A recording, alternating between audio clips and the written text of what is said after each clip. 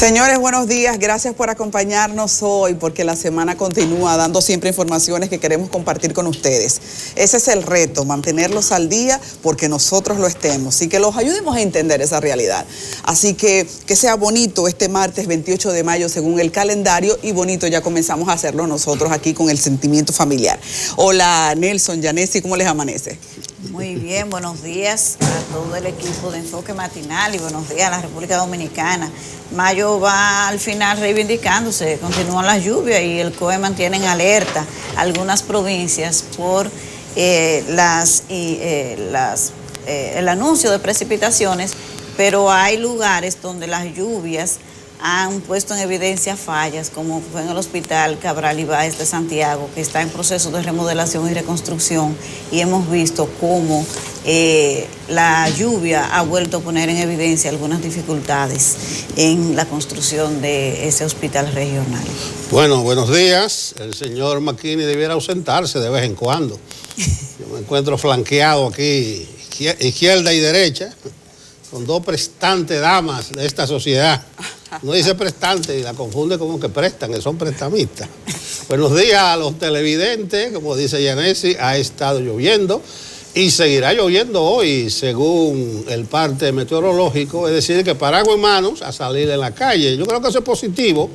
Veo un anuncio del ministro de Agricultura de que eso sí fue una buena noticia. Se ha dispuesto la siembra de arroz en las provincias de Dajabón y Valverde, porque ya las presas están acumulando suficiente agua.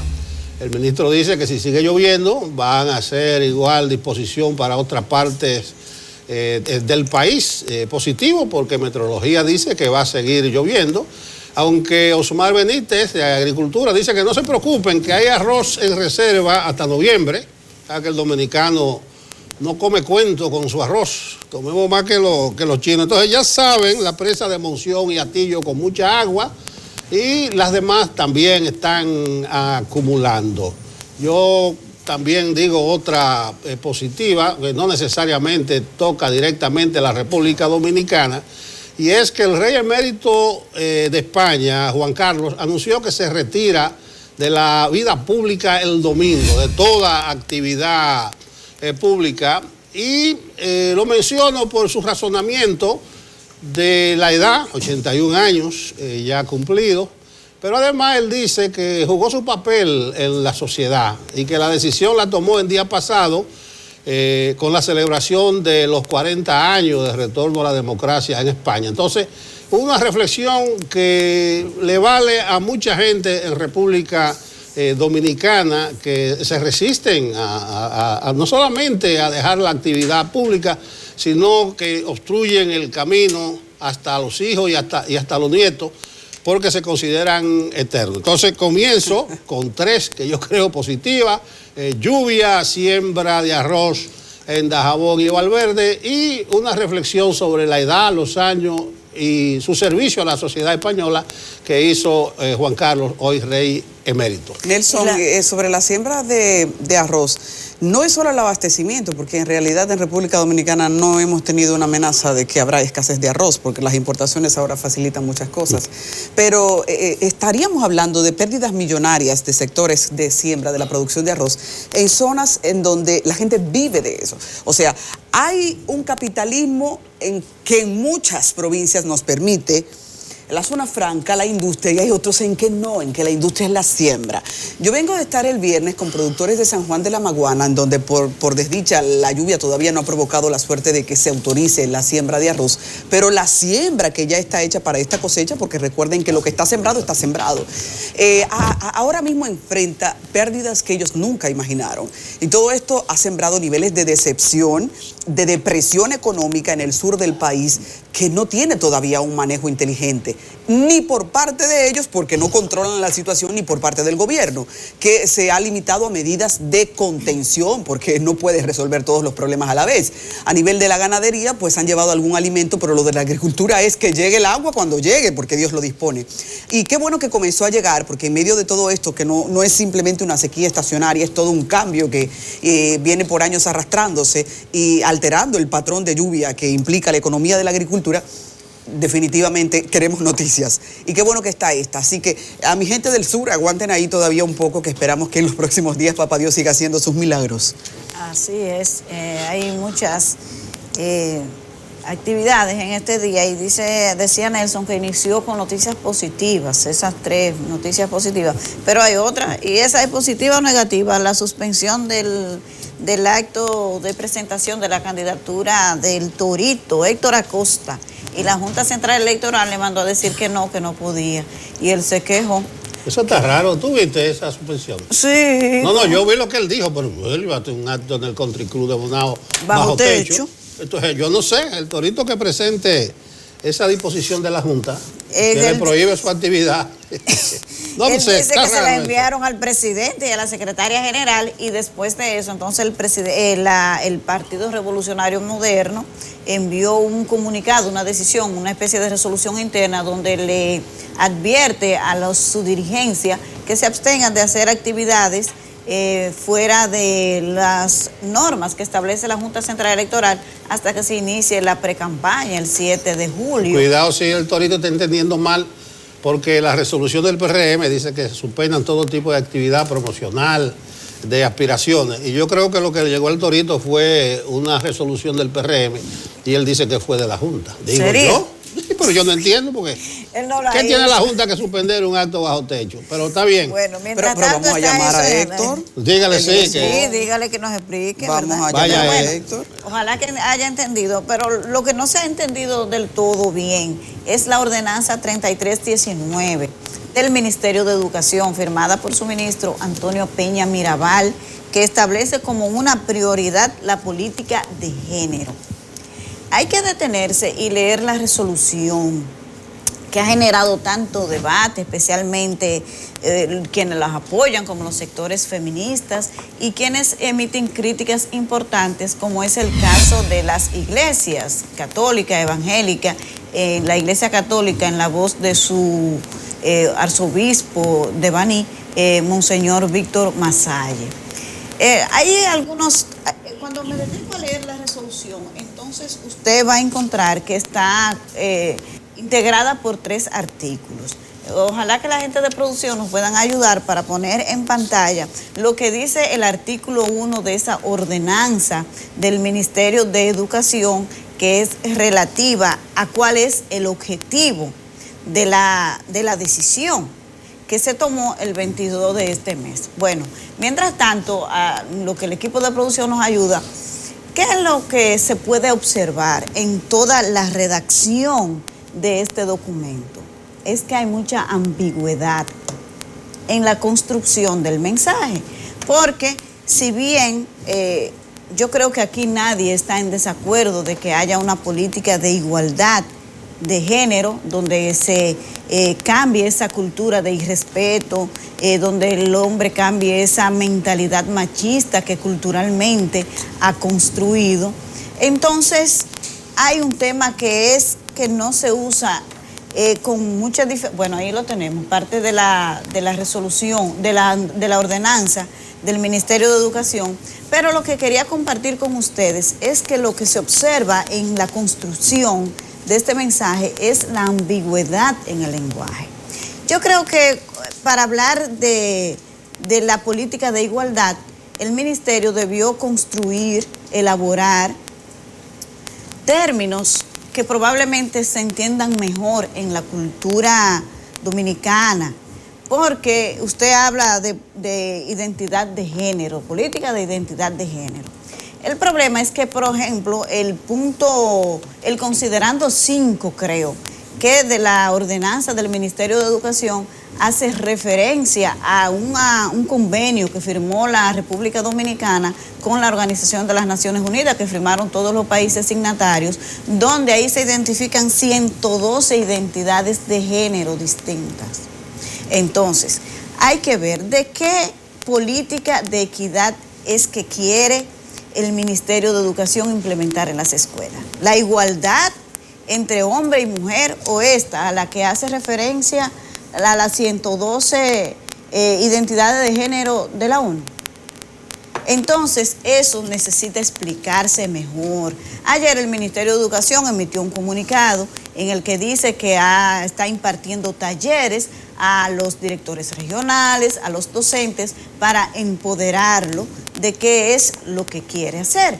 Pero además de su personal, del personal docente, yo creo que la sociedad necesita una explicación más amplia, más detallada de cuál es el alcance de esta medida, para que se evite este tipo de controversias que generan tantos choques y que finalmente las autoridades quedan, vamos a ver, como entre la espada y la pared, entre quienes defienden una posición y entre quienes dicen otra cosa.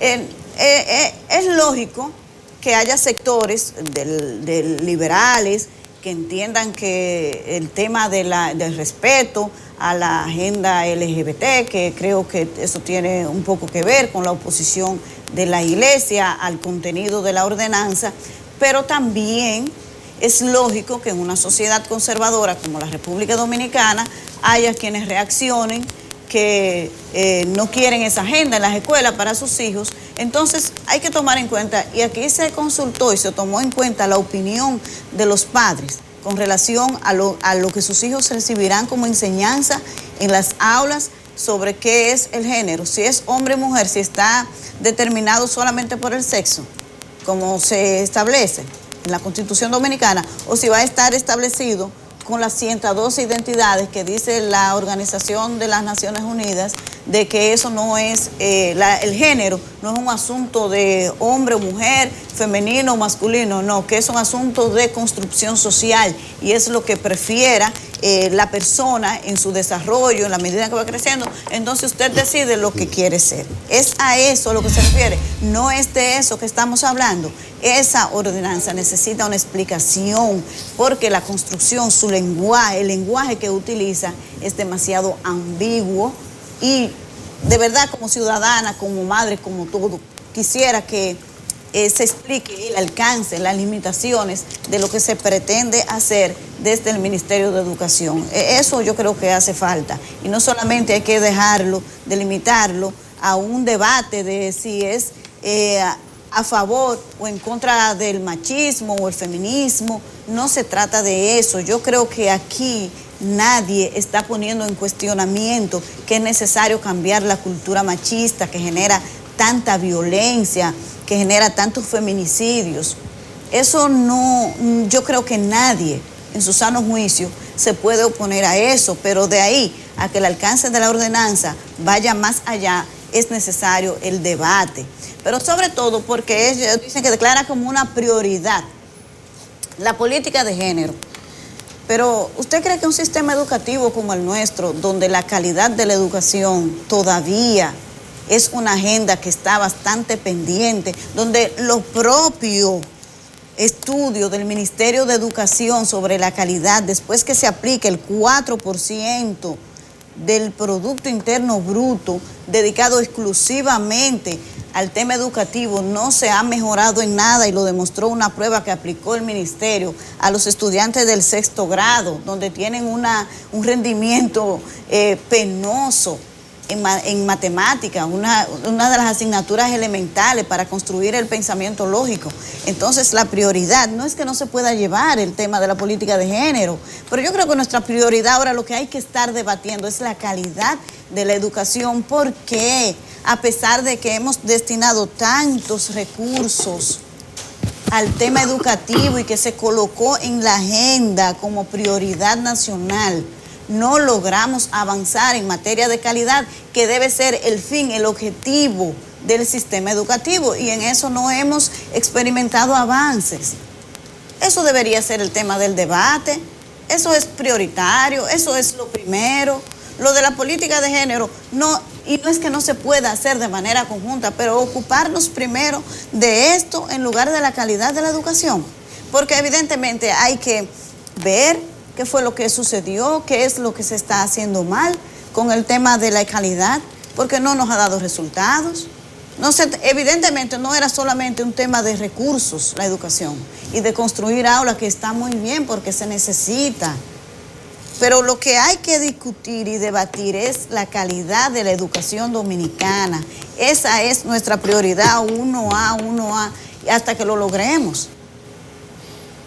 Entonces, usted siente tanto escándalo en diferentes sectores y una necesidad de implementar esta política, esta prioridad de la política de género, pero cuando salieron las pruebas, el resultado de una prueba diagnóstica a los estudiantes de 6º grado, que salieron con resultados pésimos en matemáticas, yo no vi tanta gente escandalizada.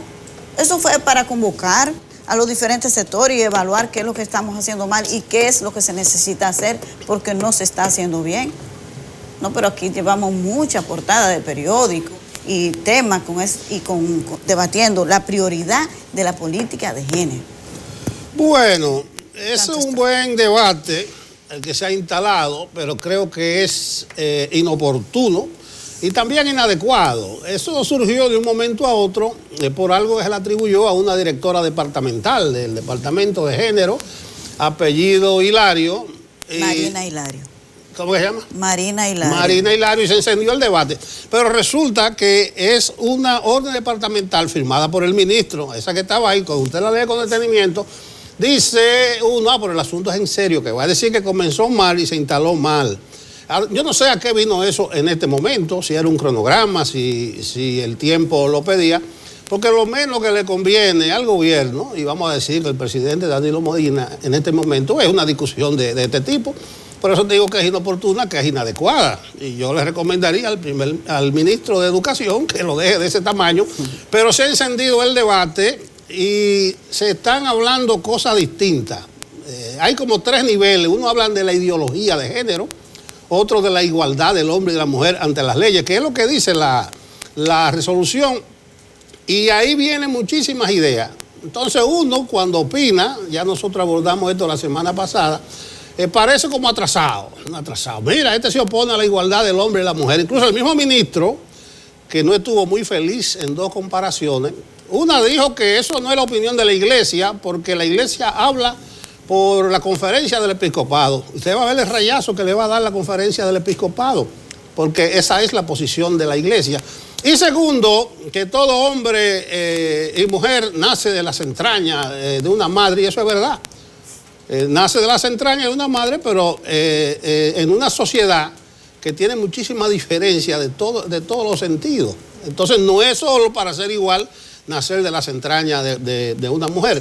Entonces yo creo que es inoportuno, que es inadecuado. Parece que a alguna gente del gobierno le interesa entretenerse. Ya dicen que eso es que para que sacar el tema de la reelección. Pero creo que sería un mal negocio. Entonces, ¿a dónde voy? Eso de la igualdad de género, señores, hay que verlo en su real contexto, porque dice la ordenanza de Peña Mirabal, la 3319, que versa sobre una política de género, eso es del 22 de mayo, el derecho a la igualdad entre el hombre y la mujer ante la ley. Si es así...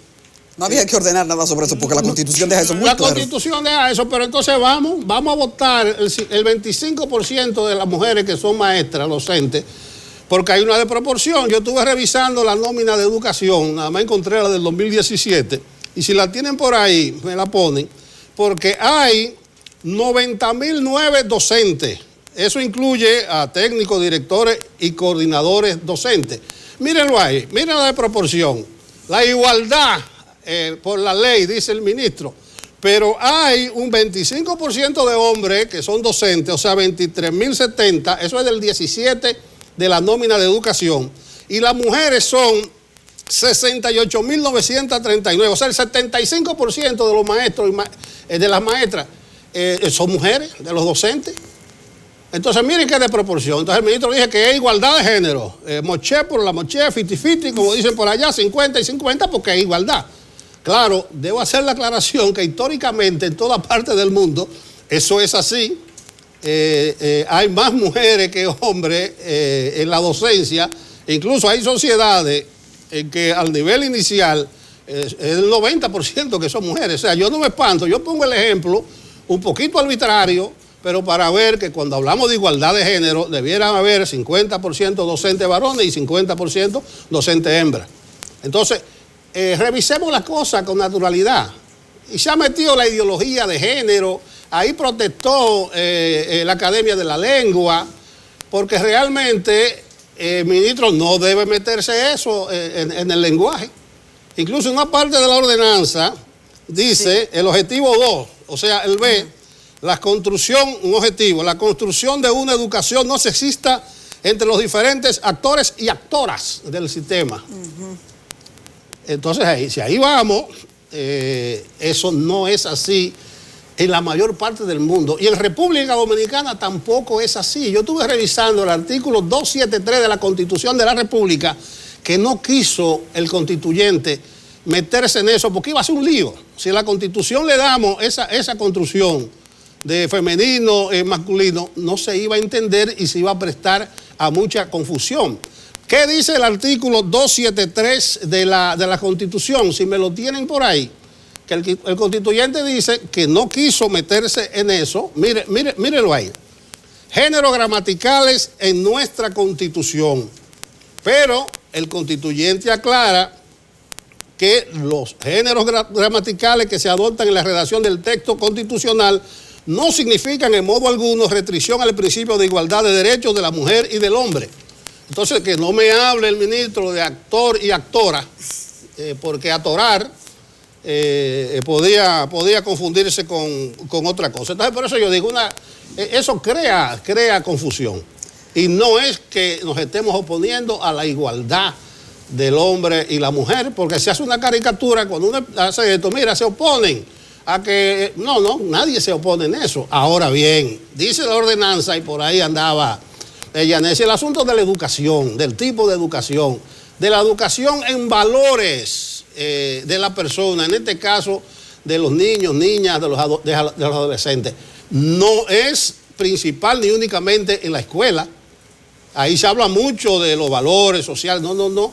Eso va a remitir a muchos otros escenarios, uno de los cuales es la familia, que juega un papel fundamental de primer orden. Entonces yo creo ordenanza inoportuna, ordenanza inadecuada.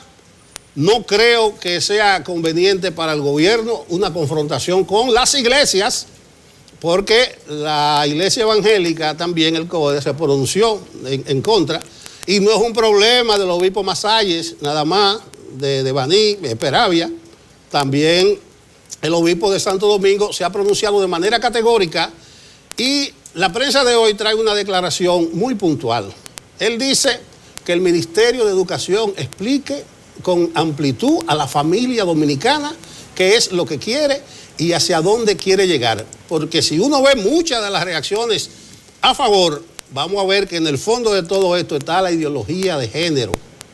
La ideología de género, que es lo que se está batiendo. Entonces, bien, ahí está el problema de la ordenanza. Reitero, hay una distorsión del debate porque hay muchísimos niveles. Y particularmente yo no quiero que se me confundan. Yo abogo por la igualdad del hombre y la mujer, pero eso todavía no se ha logrado en ninguna sociedad. Ni siquiera una de las proclamas que la sociedad comunista, aquellos tiempos, Marx, Engels, Lenin, que decía que a cada quien, según su necesidad, y a cada cual según su capacidad. Es decir, que ni siquiera en la sociedad comunista existe esa igualdad del hombre y de la mujer. Debate inoportuno, inadecuado, distorsionado y que no debiera profundizarse más, pero allá ellos. El ministro Peña Mirabal entró con muy alto perfil por el prestigio que le cosechó el manejo que hizo de la institución donde estuvo antes. En medicamentos, la verdad que le fue muy bien, y sé que tiene toda la formación, porque también he estado mucho tiempo en educación, para ser un buen ministro, pero tiene que cuidar los límites y el alcance de sus decisiones. Esto, ya yo había dicho la semana pasada, justo aquí, que la educación pública terminará cargando a largo plazo con cerca del 70% de la formación de los ciudadanos, porque se va a quedar con nuestros hijos por más del 50% del tiempo útil del día. Eso significa que la familia necesita también ser parte de ese currículo escolar, y lo hemos pedido por mucho tiempo. Lo que ocurre ahora es que parece haberse improvisado, y cuando uno dice improvisado, estas cosas no son improvisadas. Yo les apuesto que fueron pensadas, pero cuando tú le presentas a la sociedad un tema que la puede afectar de una manera en modalidad de asalto, pues definitivamente a eso entonces uno le llama improvisación. A un tema que me afecta pero que no me fue presentado. No tuve la oportunidad de incidir. Un recurso constitucional dejaría en vergüenza al Ministerio de Educación con esta medida que se acaba de tomar. Por eso digo que debe tener cuidado el ministro, porque ha entrado con altos niveles de aceptación. ¿Quién va a olvidar el Plan Decenal de Educación? Una educación que tenga un propósito a largo plazo. Y yo pienso que es de donde hemos cojeado en los últimos años, teniendo recursos, pero mala estrategia. Hay una sociedad civil que ha aportado muchísimos datos respecto a cómo estamos y hacia dónde deberíamos ir, y todo esto, aunque se presenta, no coincide en una estrategia que haga más integral el currículo escolar, y que ahí entonces veamos cómo se va a incidir en el proyecto de un pequeño convirtiéndose en ciudadanos respecto a la capacidad de violencia que tienen ahora mismo en el contacto con las informaciones de los medios de comunicación, de la sociedad, de la familia, de la escuela. Entonces, todo esto junto sí tiene que importar a la hora del currículo, pero ese currículo tiene que ver con la formación integral en información y valores. Tiene que haber un cuidado y un celo importante de cuáles son los límites en la influencia e información de los muchachos y muchachas. Uno dice muchachos y muchachas porque ahí están los niños y también los adolescentes. Insisto, tal como lo hicieron mis compañeros, que un recurso constitucional dejaría en vergüenza al Ministerio de Educación. Cualquiera podría elevarlo en los próximos días, pero es penoso que el debate caiga en este nivel de especulación, porque el mismo ministerio haga una propuesta de esta categoría y no la aclare, sabiendo que esto trae la revolución que trae, porque yo creo que no son ignorantes de lo que esto representa. Sí, se me quedó un tiro en la recámara, y es que esa orden constituye un comité asesor, y lo compone un representante del Instituto de la Mujer y la Familia de la UAS y otro del Centro de Estudios de Género de INTET. Ese comité asesor está muy limitado, está muy restringido. Eso no es un problema de dos institutos, uno de la UAS y uno del INTET, para asesorar en una materia tan amplia y tan compleja como esta. Entonces, si vamos a seguir adelante, vamos a revisar ese comité asesor. Eso se me parece como que el comité de salario solamente estuviera representado por los empresarios. Bueno, empresarios y trabajadores, sí, exactamente. Pero si gran parte de la sociedad está gritando, está protestando, y otra por igual, entonces no me limiten un comité asesor en materia tan delicada a dos institutos, uno de la UAS y uno del INTET. Con criterios de pensamiento alineados. Entonces tú dices, ¿y el debate hacia dónde va? Si los que deciden están alineados. Porque uno conoce cuál es el criterio de la ideología de todos, de los representados ahí. Sí. Este es un tema serio, y no es que la gente se esté haciendo romántica, extremista, poco abierta, cuadriculada. No. Es que la sociedad ya lleva un nivel de descomposición grave, y si a esto le agregamos la falta de identidad que hace falta en tiempos como este, y que no quede claro eso, pues definitivamente que se abre una brecha a más descomposición.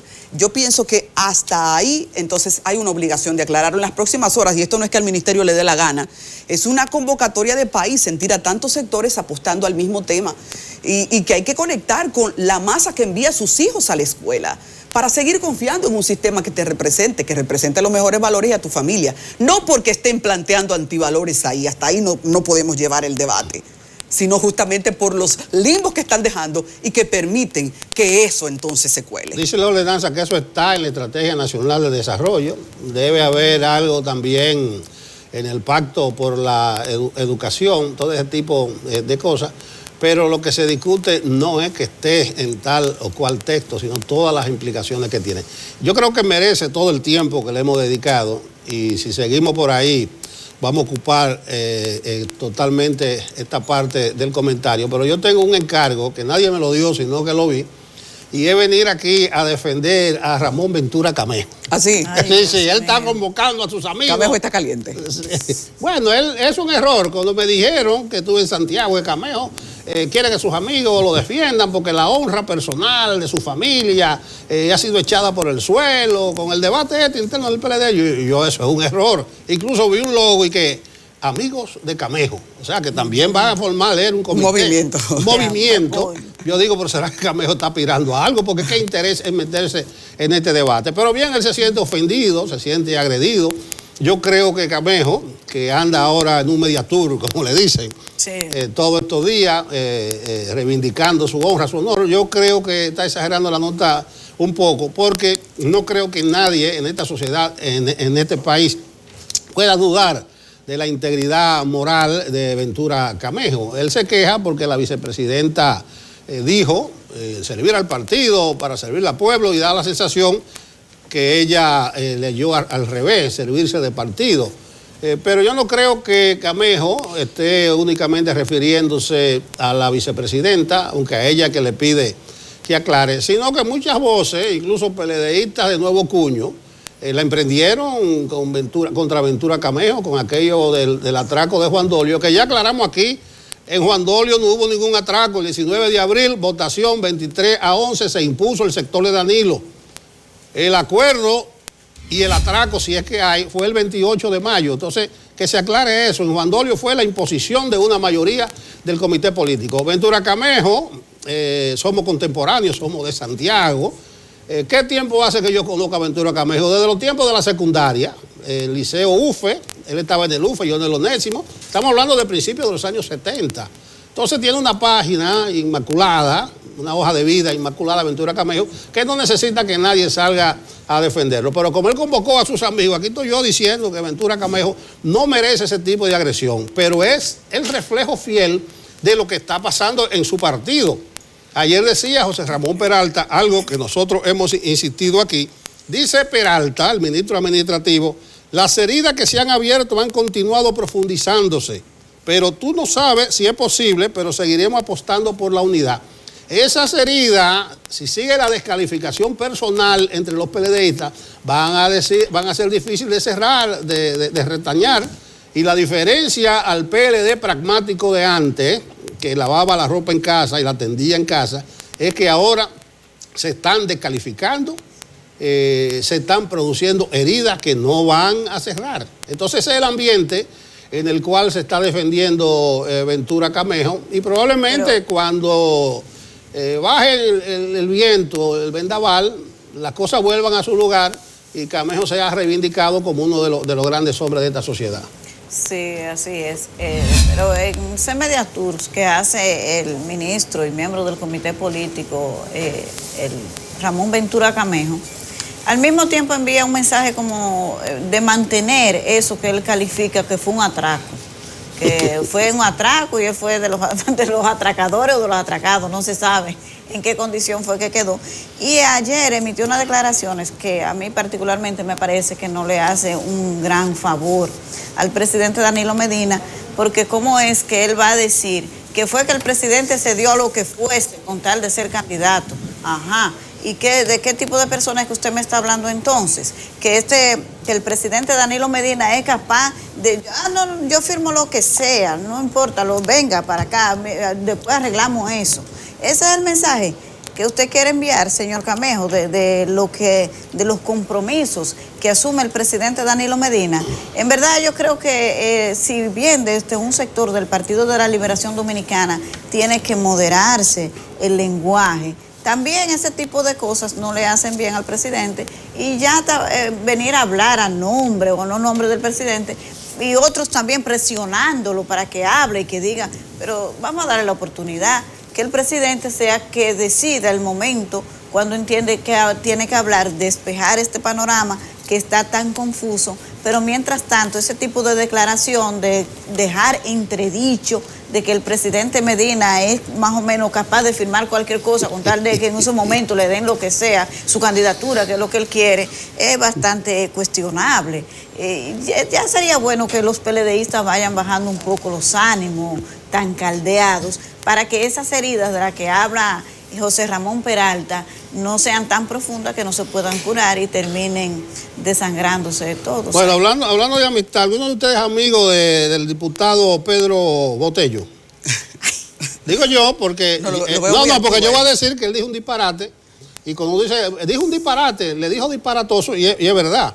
Él dijo dos cosas, se quejó en la Procuraduría que se siente intimidado, será como amenazado de muerte, porque el vocero de los diputados del PLD, Gustavo Sánchez, que mencionó el nombre de Claudio de los Santos, y que eso significa muchas cosas. Yo no sé allá ellos, pero el gran disparate es que él le escribió a Mike Pompeo, el secretario de Estado de Estados Unidos, pidiéndole que le acompañe a él y a los que luchan contra la reforma de la Constitución en República Dominicana para impedir la reelección. Entonces, disparate de marca mayor, y si criticábamos a Menéndez, con más razón a este que es dominicano. Ay, señores, yo recuerdo cuando me llevaban pequeñita al Museo de Historia y Geografía, pero la verdad es que en los últimos días se ha hecho por una novedosa propuesta noticia, y vamos a hablar de esto y más porque nos acompaña el señor Miguel de Camps, que es el director del Museo de Historia y Geografía. Han escuchado, ¿verdad?, de la sala que se espera construir con todo lo que pueda registrar a la historia de Trujillo. En breve hablamos de cuál es el asidero que eso tiene y más, todo lo que tiene que ver con el museo. ¿Nos acompañan? Sí, aquí es la cita.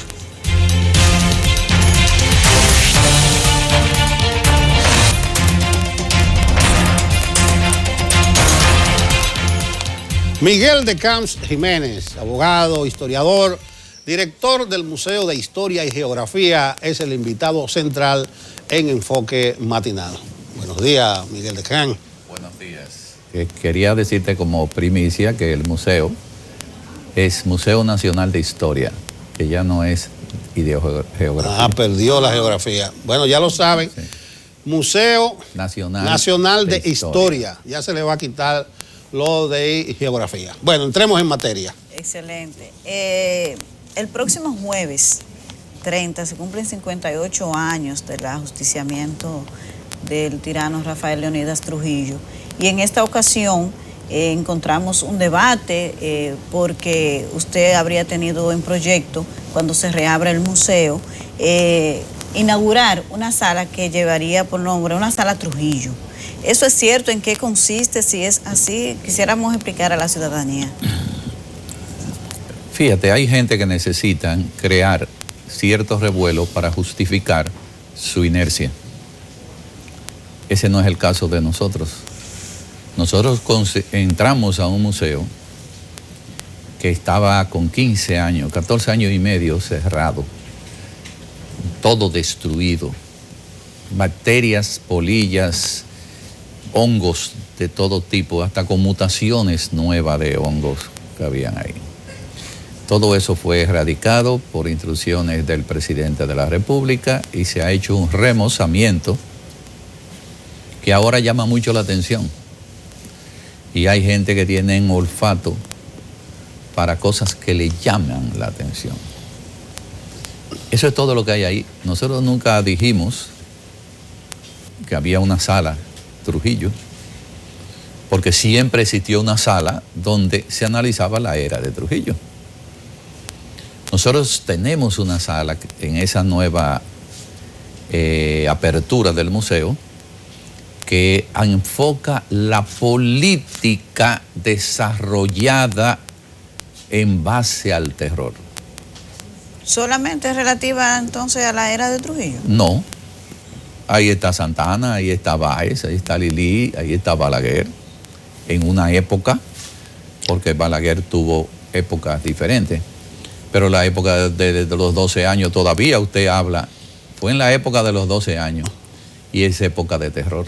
Miguel, pero que se está hablando ahora que en el proceso de remodelación se están habilitando 3 salas y que habría una tercera dedicada a Trujillo. Eso, ya te dije que son cosas creadas para llamar la atención, no tiene nada que exhibir. Mira, perfecto, se conmemora un nuevo aniversario de la muerte de Trujillo. ¿Y qué exhiben? Empecemos.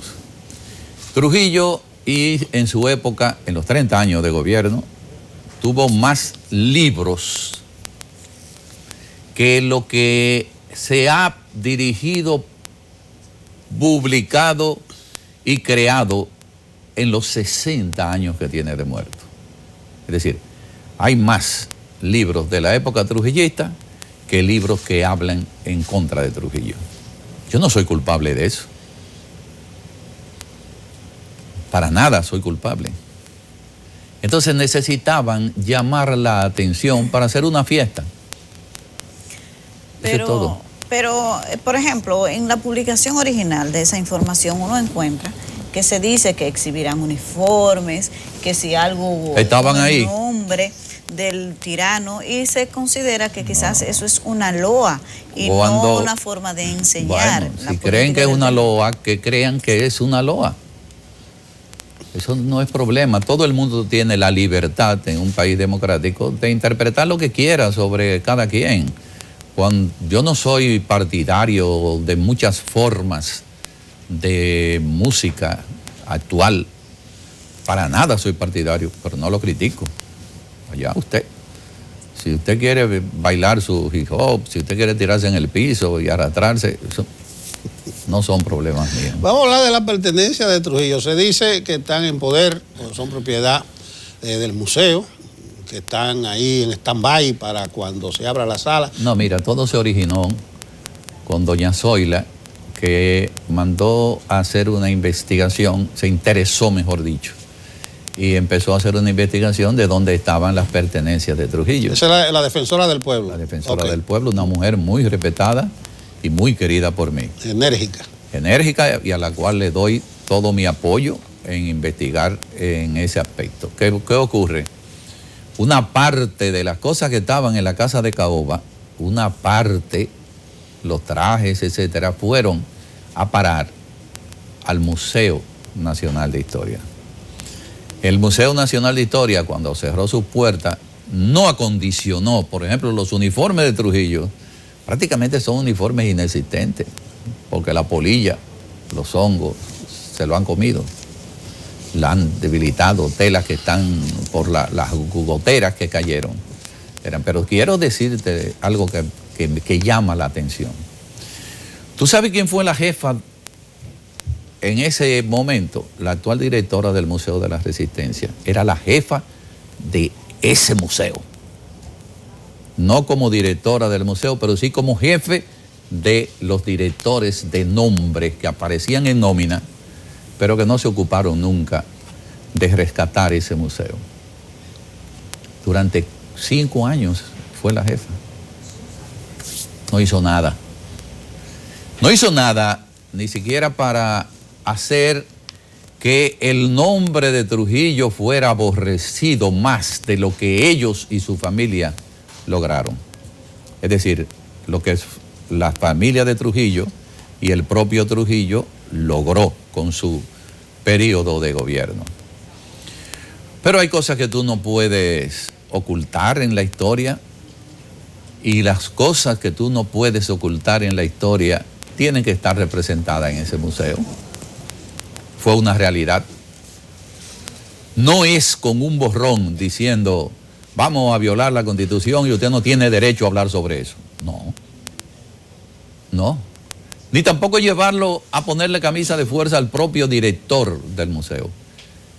Haga usted su museo como le da la gana y deje que los otros lo hagan como creen que es lo mejor. Y luego critíquelo, acabe con ellos en todas las debilidades que arroje lo que se va a hacer. Pero eso me recuerda a unas declaraciones que dio Juan Bosch en una época sobre gobierno de Balaguer, que habían detenido a una gente porque pensaban, así mismo fue la declaración de la orden, porque pensaban derrocar el gobierno. Pensaban, y Juan Bosch dijo, pero porque pensaran no se puede medir. Entonces, dejemos, cállense la boca con lo que están enjuiciando una cuestión que ni siquiera se han preocupado por ir. ¿Qué es lo que van? Perdón, voy a hacer una corrección.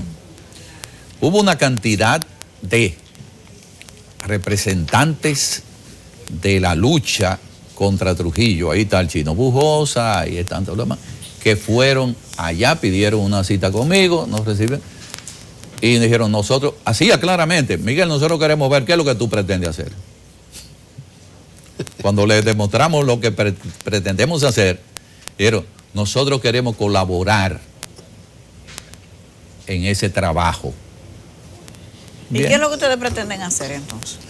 La historia, demostrar la historia en toda su vertiente, la historia dominicana. No, pero esa exposición tuya es muy interesante, porque yo tengo diferencia en este momento con algunos amigos, de que hablan de que estamos camino a una dictadura, entonces lo vi contento evocando algunos objetos de la resistencia. Yo, bueno, pero en un país que se esté incentivando eso, no es propiamente una dictadura.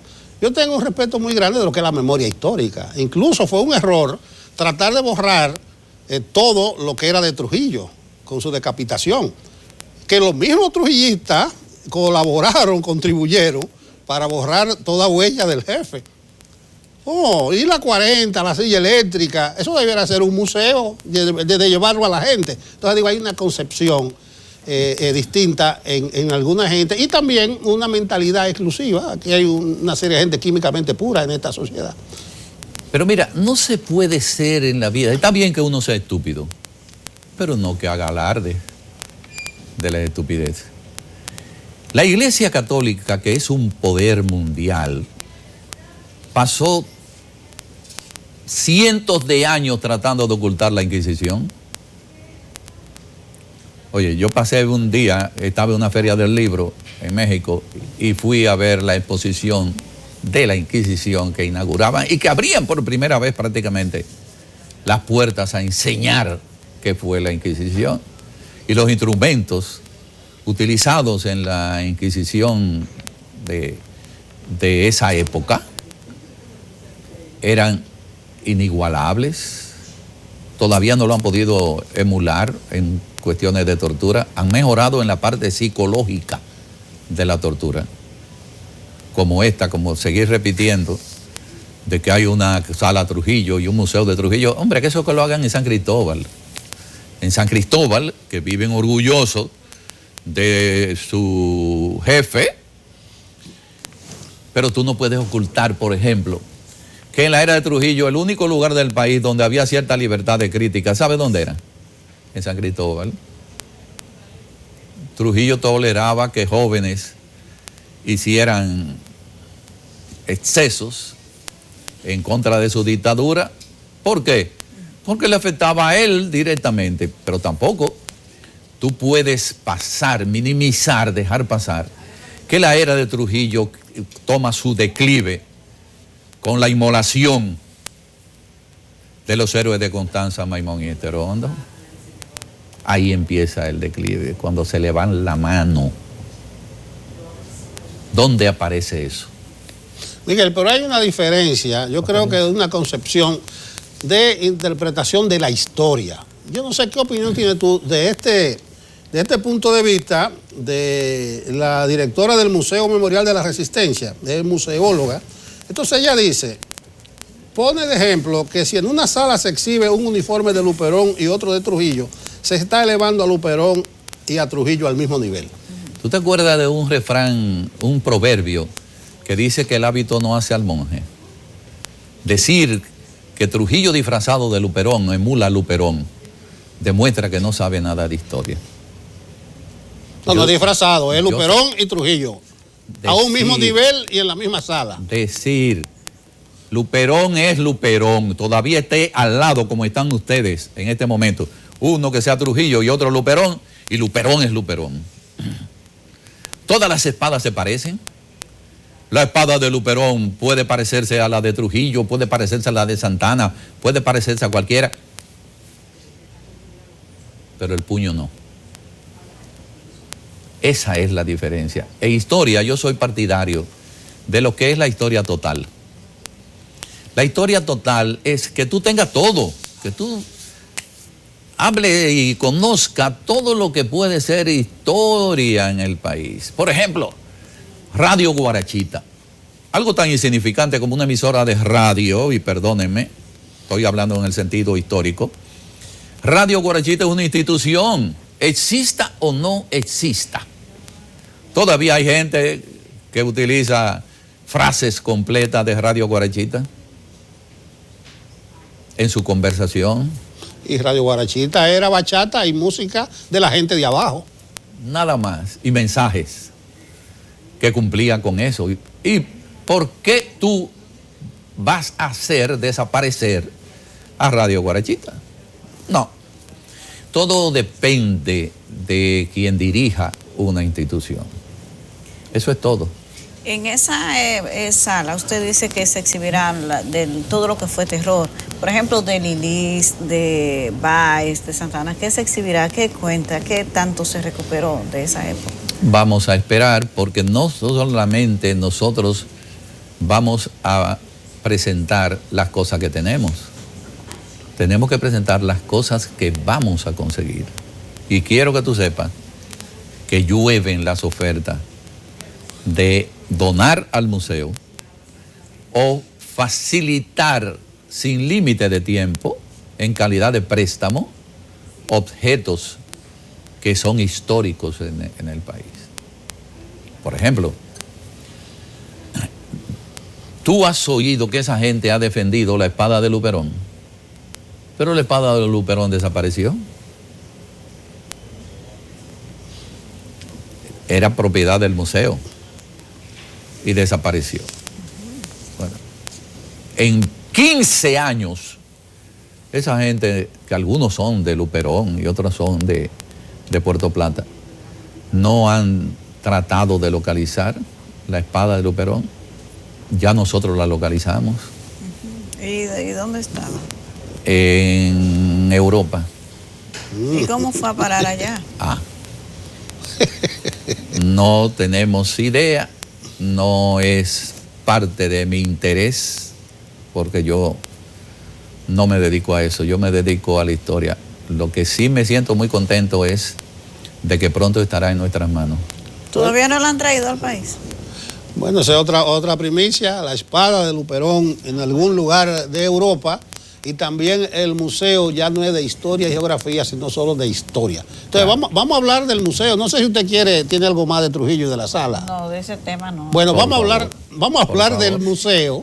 Vamos a hablar de la Guerra de Abril, que sí, nadie piensa en ella. Tiene 7 años que hay una ley que dice que hay que hacer un museo de la Guerra de Abril. Nadie ha retomado en eso. Producto de esta problemática, yo que como historiador soy un poquito acucioso, me llama la atención de que los principales héroes de la Guerra de Abril, consagrados como héroes, eran extrujillistas. El único de los héroes del siglo pasado que nunca fue trujillista es Manolo Tavares Justo. ¿Y tú crees que con la figura de Manolo se ha tratado en su justa dimensión? La figura de Manolo no es que haya un títere diciendo, imitando y que se escuche en el fondo la voz. La figura de Manolo tiene que ser tratada, y empezando por libros. ¿Conoces algún libro de Manolo que no sea el de Tony Raful? ¿Lo conoces? No. Pero vamos a olvidarnos de los libros gruesos como ese Tony Raful, como ese de Tony. Y vamos a hacer libritos de bolsillo que los estudiantes tengan acceso a ellos. El Ministerio de Cultura tiene una editorial que se llama Editora Nacional, que en estos momentos acaban de sacar 20 tomos de libros diferentes de lo que significa nuestra verdadera historia literaria. Ahí está el derrumbe. Tú encuentras de los principales autores dominicanos los libros en este instante. ¿Tú sabes cuál es el precio de ellos? Esos libros pequeños, 200 pesos. ¿Dónde tú encuentras un libro de 200 pesos en este momento? Ni usado. Los libros usados lo han puesto ya un poco más caro. Entonces, eso es lo que se llama contribuir a la cultura, contribuir con el sistema educativo para que tengan acceso de libros. Los libros ni han pasado de moda, ni van a pasar de moda. Los libros son el referente donde tú acudes para sopesar con más fuerza lo que hay en en la historia. ¿Cuándo está pensado finalizar los trabajos del museo? ¿Cuándo estaría abierto al público ya de manera normal? Mira, la obra física está contemplada para que cerca de noviembre ya esté concluida. La obra física. Luego viene lo que hay que hacer dentro de ella. Todo eso está bajo la mano del presidente de la República. Es él quien decidió remozar 3 museos en la Plaza de la Cultura.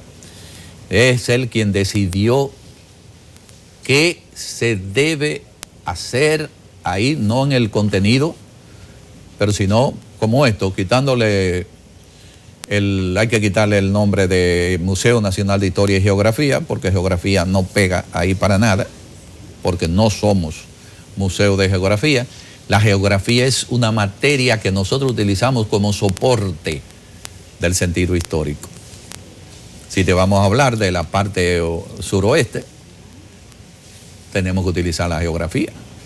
Pero fíjate que nosotros todavía decimos, y en la parte sur del país. ¿Cuál es la parte sur del país? La parte sur del país es Venezuela y la Guyana. Es para allá que está el Mar Caribe.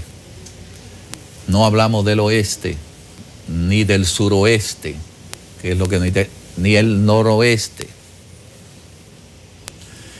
Hasta en eso estamos perdidos en la educación dominicana, en el sentido de la historia. Tenemos que rescatar la historia para que todos sepamos qué somos. Nosotros somos una mezcla de culturas diferentes. Y tú te encuentras con la cultura africana, con la cultura española, con los árabes, que a usted le gusta el quipe, que le gusta a los niños envueltos y no sabe ni siquiera por qué. ¿Y la inversión? ¿De cuánto es en la remodelación del museo? ¿Y la lentitud? No, mira, yo sé que fueron destinados 1.000 millones de pesos para hacer eso, pero nada de eso tiene que ver con el aspecto de cultura, ni mucho menos. Eso lo están haciendo. Y mi única preocupación es que lo hagan y que lo hagan bien. Y está bonito. El proyecto está hermosísimo.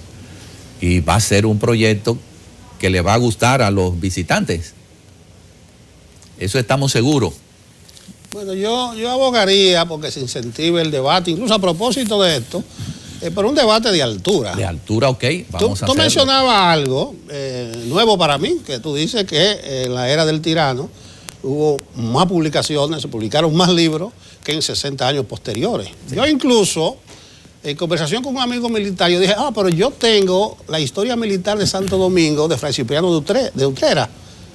¿Te la puedo regalar? Sí, regálamela, 3 tomos, una publicación que hizo el Banco de Reserva, vaya por aquí, la propaganda, y me puse a leer la introducción. Y la edición anterior se había hecho en 1952, y es un documento valiosísimo. Y los relatos, las publicaciones, los debates, la mayoría está remitido a la era de Trujillo. Entonces me llamó la atención y tal vez me dedique a indagar, porque uno dice, pero la tiranía es oscurantismo, es opresión. Y lo que tú dices riñe con lo que es el concepto tradicional de una dictadura. Lo que pasa es que las dictaduras tienen como un patrón de ellos es soltar a los ánimos patrióticos. Y cuando tú eres un patriota, cuando a ti te duele esto, tú defiendes esto. Bueno, Miguel de Can Jiménez, director del Museo Nacional de Historia, ahora sin geografía. Sí, muy interesante tu participación en Enfoque Matinal. Te lo agradecemos. A su orden siempre. Lamento la ausencia de Pablo. El señor Macchini está libre hoy por eso fue que me cogió miedo. Es normal en él, siempre me coge miedo. No, Pablo es un hombre ahí. Yo no lo he visto nunca con uno en la boca, pero un hombre de armas a tomar. Bueno, gracias, Miguel. Ok, y nosotros continuamos con Enfoque Matinal.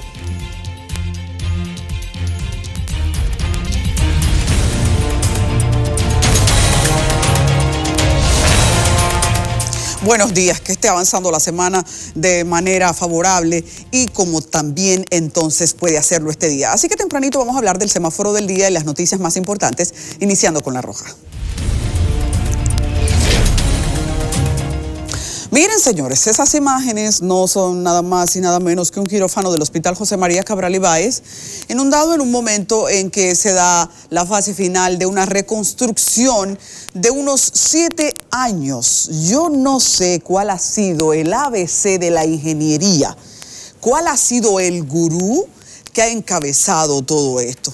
Y les digo que, no sé porque es una manera de burlarse uno de la situación, porque esto es una obra que tiene nombre y apellido. Una constructora, bueno, varias han pasado por ahí, y la supervisión de la Oficina de Ingenieros Supervisores de Obras del Estado. Ríase, porque aquí las supervisiones son a veces tan celosas que ocurre lo que estamos viviendo en Jarabacoa.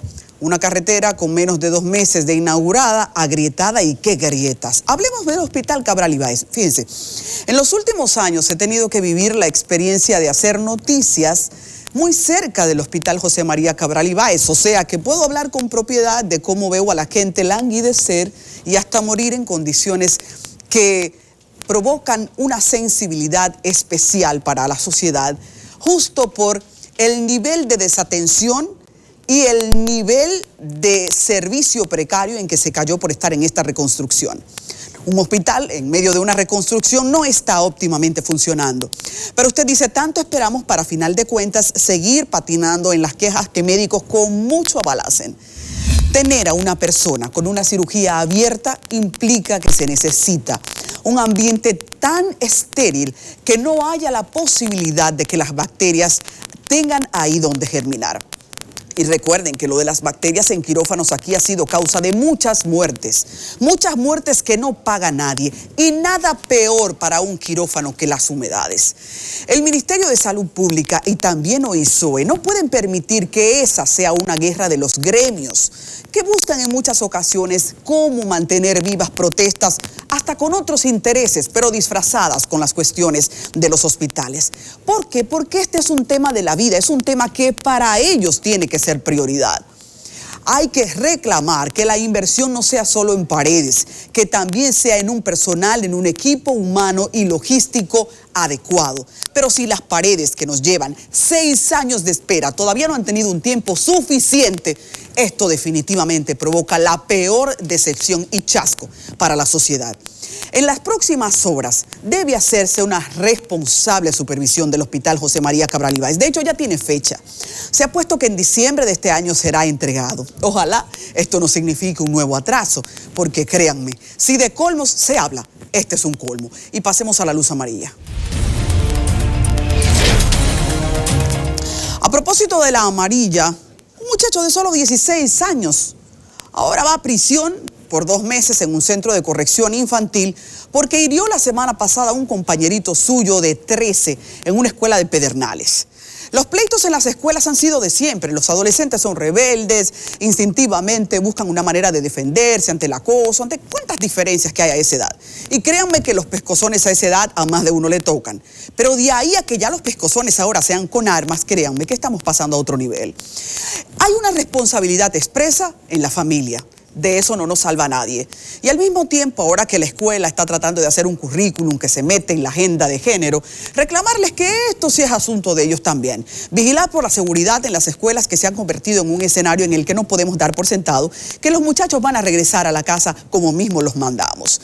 Eso es muy peligroso porque si bien las calles ya nos han dado bastante agua que beber, las escuelas tienen que mantenerse como un lugar bien vigilado. No queremos dudar de la intención de las autoridades en esto, pero queremos ver una práctica también que sea coherente con estos nuevos desafíos de la escuela.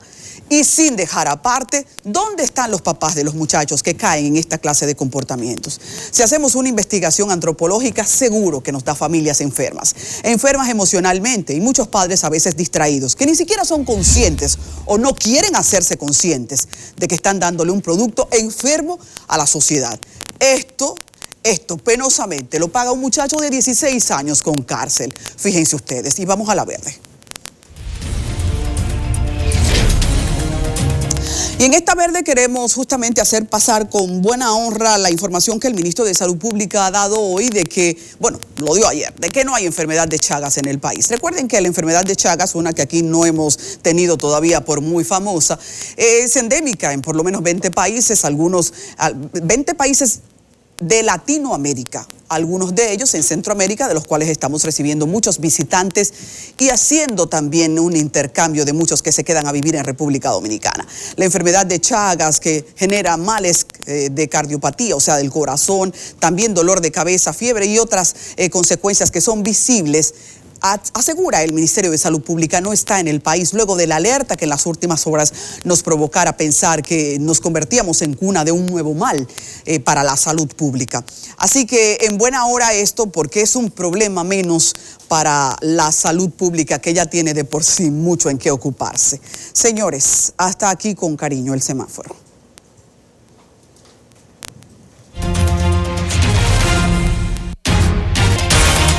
Hace meses he estado muy al contacto de los temas de la Federación Nacional de Bancas y no necesariamente porque había escuchado sus voces, sino por todas las inquietudes que nos hacen ver que en República Dominicana nos estamos llenando de manera enfermiza de bancas, juegos e ilegalidades. Todo eso ha tomado un matiz todavía más complicado este año cuando el Ministerio de Hacienda decide que se amplifique el número de bancas, entendiendo que con eso capta más dinero en un año preelectoral. Y como sociedad esto es un cáncer que hay que anticipar. Señores, tenemos como invitados en este momento al presidente de la Federación Nacional de Bancas, que es William Rosario Ortiz, y también su vocero Michelle Dicen. Buenos días, gracias por estar con nosotros y atender al llamado de un tema que es tan inquietante como este. Primero, saludarles. Gracias, para nosotros es un gran placer que nos permitan llegar al país y al mundo con nuestra verdad sobre una situación tan delicada como acaba de decir. Así es, Rosario. Muy buenos días a ustedes por darnos la participación de estar en este prestigioso programa. Gracias a ustedes. Hay ruidos en los últimos meses que han ido intensificándose. Queremos escuchar su versión sobre cómo el país en este momento escucha que FENABANC está reclamando por el número de bancas ilegales y cómo el juego está entorpeciendo a la empresa legítimamente organizada. A partir de ahí entonces entramos en diferentes aristas. Exacto.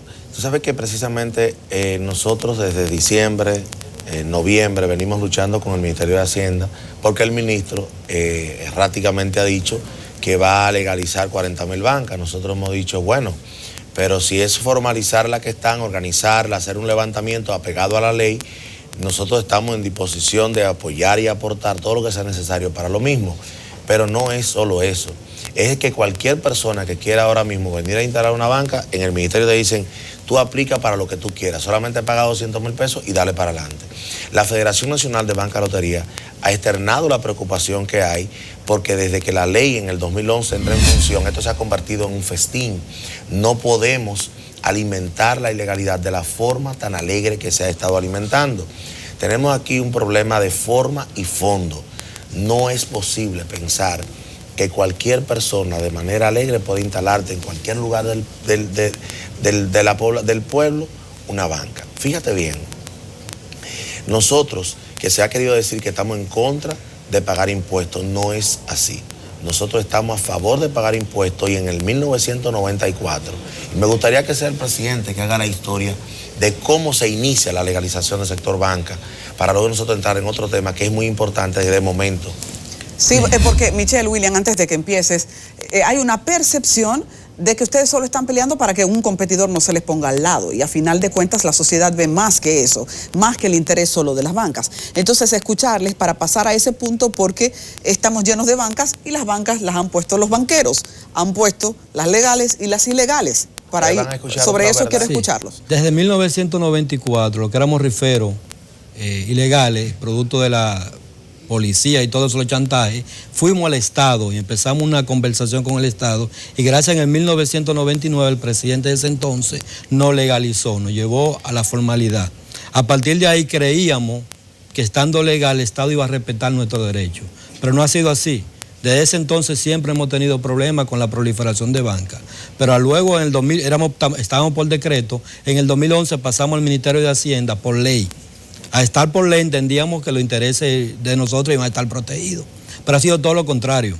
A partir de ahí las bancas se han duplicado en más de un 100%. Pero las duplican ustedes y se ha hecho famoso el tenor de cómo la autorización de una banca se convierte en 10 bancas. ¿Cuál es la posición de ustedes? Es que el Estado ha permitido eso y somos nosotros mismos. Tenemos más de 10 años llamando a que eso se termine, a que se regularice lo que hay en unión con nosotros, con la asociación y FENABANC, y las que no procedan, que las cerremos. El problema es que en la actualidad ellos quieren legalizar 40.000 bancas, estén instaladas o no estén. Hemos dicho, vamos a sentarnos en la mesa, asociaciones, FENABANC y el Estado, regularizar las que proceden y las que no las vamos a cerrar. Pero ellos quieren legalizar toda la banca, vida y por haber. Aparte de eso, hay un tema que es el que está en el tapete ahora, que ellos quieren interconectar todas las bancas que hay. Pero ¿qué pasa? Solo van a interconectar las bancas legales que hay. Ellos lo quieren decir con esto, ustedes que creyeron en el Estado, que se legalizaron, van a ser perjudicados hoy, porque el que anda en la calle vendiendo con un verifón o una banca ilegal al lado mío, ellos no la van a conectar porque no tienen forma. Nada más conocen las que están identificadas, las 30.750 bancas que tiene FENABANC. Y mira que es importante, porque eso que te acabas de decir, de quién son la misma banca. Yo te puedo dar ejemplos, pueblo por pueblo, caso por caso, de gente que hace 7, 8 años comenzó a poner denuncia en el Ministerio de Hacienda, denuncia. Mira, me colocaron esta banca aquí, me colocaron esta banca aquí, y yo vengo y te pago los impuestos. Y el Ministerio de Hacienda nunca hizo caso de ese tema.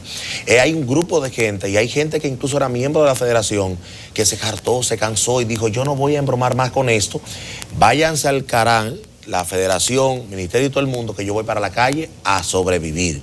Esa gente que se cansó de poner querella, de creer en el Estado, de pagar impuestos cada mes, hoy también es dueño de bancas ilegales, sí, pero nosotros no estamos hablando de ese tipo de personas, estamos hablando de la gente que todavía queda en el país, que está pagando impuestos, que cree en el Estado y que este Ministerio de Hacienda, el ministro dijo, yo no tengo la capacidad para regular el sector banca, entonces no tiene capacidad para regular el sector banca y ha venido aquí con una excusa y un discurso, decirle al pueblo de que los banqueros no quieren pagar, de que nosotros vamos a distanciar las bancas de lotería de las escuelas y los hospitales, pero fuimos nosotros que le dijimos al ministro de Educación, de Hacienda, pueblo por pueblo, ¿dónde están ubicadas las bancas ilegales frente a las escuelas?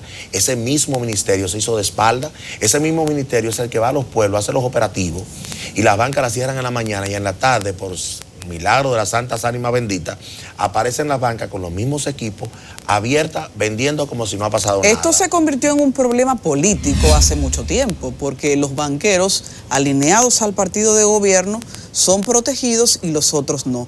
¿Miento o no? No es tanto así. Realmente aquí se protege a todos los ilegales. Se protegen a todos los ilegales, o sea, peor que como lo digo todavía. Todo el que se confiesa está protegido. Porque las ilegalidades están ahí, ellos la ven. ¿Por qué no la atacan? No sabemos. Entonces, ese mismo ministro que se declara incompetente para regular el sector banca viene con una propuesta anárquica, una propuesta que carece de toda lógica financiera y de respeto a los buenos hábitos de la República Dominicana. Porque ¿qué le hemos planteado, ministro? Vamos a legalizar lo que usted entienda, sí, no hay problema, pero vamos a crear una fiscalía especializada con un régimen de consecuencias. No, porque ustedes van a tener ahora lavado de activos. Y yo te pregunto a ti, Adi, ¿cómo yo podía someter a un sujeto por lavado de activos si yo no soy del Ministerio Público? Tú me instalas una banca, viola mi derecho con la evasión de impuestos y el permiso de Hacienda de manera ilegal, tú me destruyes a mí que estoy pagando impuestos y yo voy a ir al Ministerio Público y voy a decir, mira, yo quiero someter a fulano de tal porque está lavando activos. ¿Y bajo qué criterio? Eso no es mi papel. Es diferente a que si yo tengo un régimen de consecuencias que diga que el que tiene una banca ilegal está en contra de las leyes, está violando la ley, yo puedo ir. Mira, este señor me está violando mis derechos y yo quiero someterlo a la justicia. Es lo único que hemos pedido. Hemos pedido que se reduzca todo el tema de los juegos. ¿Sabe cuántos sorteos hay aquí en República Dominicana? Cuéntame. Cada 5 minutos hay sorteo. Cada 5 minutos hay más de 600 Ahora hay empresas al día que están creando su propio sorteo. Sí, ¿Cómo funciona eso? Cada 5 minutos, pero peor aún. Nosotros o sea, no se trata de los sorteos regulados. No. Sino totalmente 4, yo 5. Deseo que un sistema operativo mío haga un sorteo cada 5 minutos. 5 minutos, cada 5 minutos, así lo están haciendo. Y mira lo que está pasando con eso. Ese mismo grupo de gente que ya está poniendo sorteos en su consorcio de manera individual, es el mismo grupo de gente que fue al ministerio con nosotros. Y hubo uno que me trayó un folder en el pasillo y me dijo, este viaje es mi último viaje a la legalidad. Yo no jodo más con esto. Así mismo me lo dijo en el pasillo de Hacienda y se dedicó, renunció a la federación y se ha dedicado a poner bancas ilegales. Pero ese mismo grupo de personas, es el mismo grupo que le dijo al país, señores, nos están llenando el país de sorteo. Nadie le hizo caso. Ese Ministerio de Hacienda, ese ministro sabe, él sabe que le hemos depositado en su despacho que aquí se están tirando sorteos cada 5 minutos. Ese mismo grupo de gente ya comenzó a instalar en sus servidores sorteo. ¿Qué efectos legales tiene hacer sorteos particulares? Olvidémonos, en este punto, eso es ilegal de toda ilegalidad. Pero aquí hay un problema mayor. Adi, estamos convirtiendo el país, aquí estamos industrializando la ludopatía. Ese Ministerio de Hacienda está apostando a convertir el país en un país de jugadores compulsivos. Nosotros estamos hablando de que yo fui a Constanza, por ejemplo, a hacer una investigación con verifones. Perdimos la cuenta de 85,000 verifones. Hay 35,000 y pico de bancas ilegales. Estamos hablando de más de 120,000 formas de vender ilegalidad, lotería en este país. Pero aparte de eso, como tengo una sobrepunto de venta, te estoy produciendo sorteos cada 5 minutos. Y déjame decirte que el escenario que yo vi ahí, a mí me dio miedo como persona. Un grupo jugando gallo en un barrio de muchachitos de 12 y 13 años, en el frente de un colmado que tenía una máquina tragamoneda y verifón. Y en el bloquecito ahí, 8 o 9 bancas ilegales. Eso es terrible. Eso es terrible. De forma tal que aquí lo que se está haciendo es diciéndole al país, juega que es tu única esperanza. Y nosotros como federación estamos haciéndole un llamado al gobierno. Pero ustedes viven del juego, están haciendo una denuncia pero contradictoria. no del abuso. No del abuso, porque mi negocio no puede ser la destrucción de tu vida y la destrucción de la sociedad donde yo vivo y viven mis hijos. Lo que estamos pidiendo al Estado Dominicano es que nos sentemos por última vez, vamos, y es lo que queremos anunciar hoy. Mañana las 36 asociaciones del país se van a reunir en el Parque Independencia, apegado a lo que dice la ley.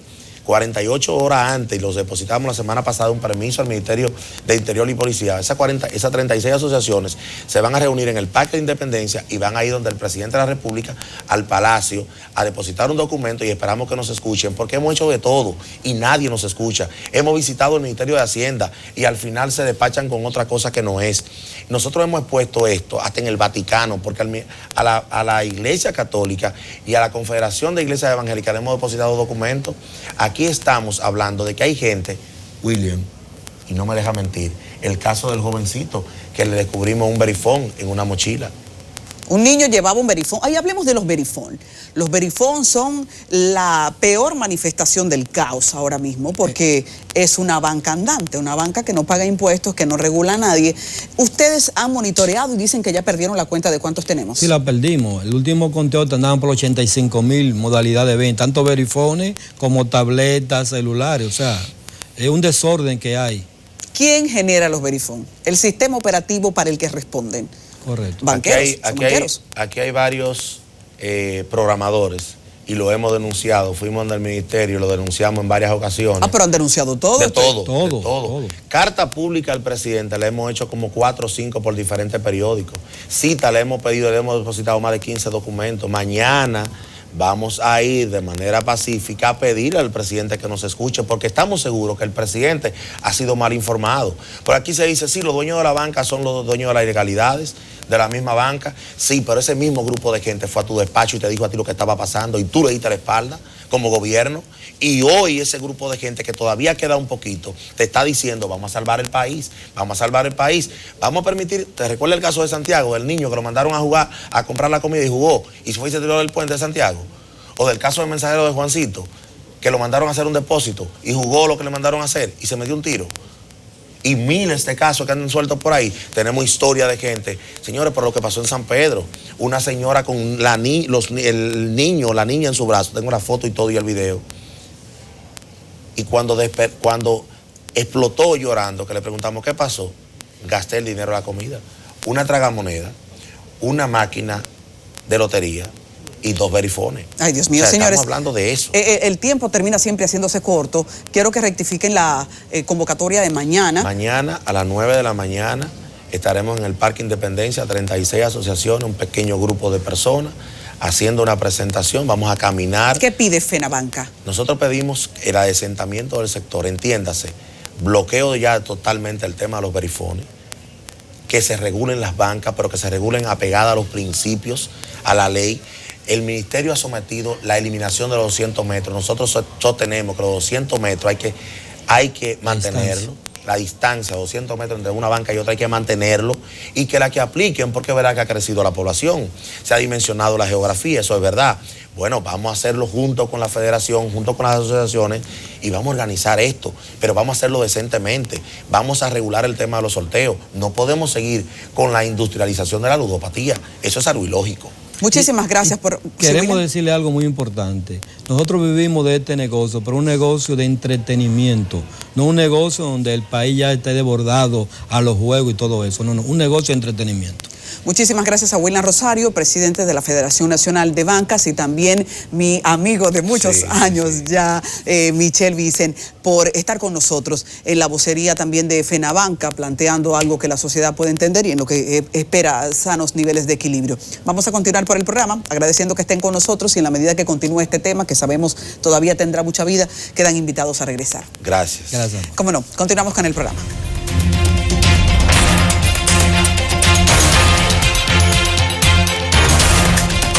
Bueno, en Enfoque Matinal estábamos haciendo una medición de cuál de los segmentos es más popular, y la tendencia en las redes está ahí peleando con deporte, casi caco a caco. Por una cabeza, deportes está primero a lo Gardel. Entonces, Samuel, es un placer hablar y entrar a una de las secciones más populares de Enfoque Matinal. Tendencias en las redes. Samuel Guzmán. Buenos días, profesor. Buenos días, amigos de Enfoque Matinal. Como siempre, ese paseo por las principales informaciones en el mundo de las redes. Y hay que comenzar aprovechando que es el mes de las madres, para destacar un video que está circulando en las redes sociales de una concentración que hubo para distribuir algunos obsequios a las madres a propósito de este mes. Eso fue el reciente fin de semana, el pasado domingo.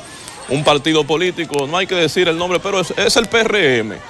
Digo que no hay que decir el nombre porque igualmente lo hace el PLD, lo hace el Reformista, lo hacen todos. Estas acostumbradas actividades clientelistas que uno tiene que preguntarse hasta cuándo. Mira el lío que se armó en esa distribución de regalos y de cosas ahí. De locura, señores, de locura.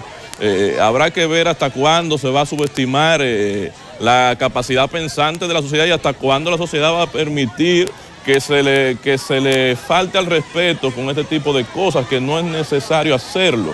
Yo creo que se puede construir una sociedad mejor haciendo otro tipo de actividades, de capacitaciones, de formaciones, y no regalando colchoncitos y sillitas y cositas que provocan este tipo de enfrentamientos que no son necesarios. Creo que se puede trabajar más todos los partidos, aunque en este caso es el PRM.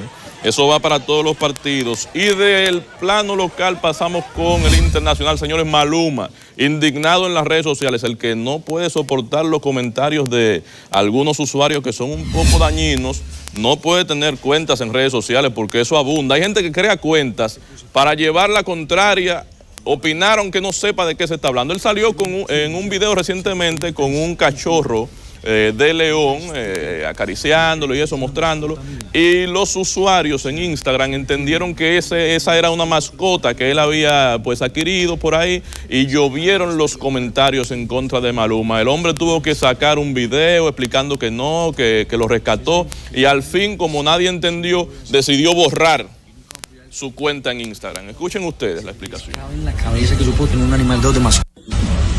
Oye, estaba leyendo los comentarios del último post que puse con un león, con mala mía. Usted no entiende, o sea, porque hay gente tan estúpida que cree que eso es una mascota mía. O sea, usted no entiende que ese animal está ahí porque lo están ayudando. Señores, no era una mascota. Dice él que no era una mascota de él. Mientras tanto, su cuenta está cerrada. A lo mejor ya después, más adelante, decidirá abrirla, pero no aguantó las duras críticas de los haters en redes sociales. Señores, nos despedimos y volvemos con el profesor. Bueno, ustedes. Gracias, Samuel. Eso que yo digo de que está punteando tu segmento, eso vale mucho. Pasa por la oficina por allá. Ay, qué buena noticia. Gracias a Samuel Guzmán, él es el coordinador de redes de CDN y el Caribe y su segmento Tendencias en las redes. Así es, Samuel se ha convertido en un personaje aquí, Samuel. Las tendencias de Samuel siempre tienen su picantico político, los políticos están bastante calientes, siempre ponen las redes a arder, por lo que veo. Señores, es tiempo de terminar ya. Gracias por su compañía. Hoy hemos llegado al compromiso ya y el deber cumplido, pero les invitamos a quedar en la programación de CDN porque hay muchísimo más y mañana a las 7, si Dios nos permite estar vivos, aquí asumimos de nuevo estar con ustedes, haciendo patria, ¿verdad? Haciendo patria, vamos a decir. Buenos días.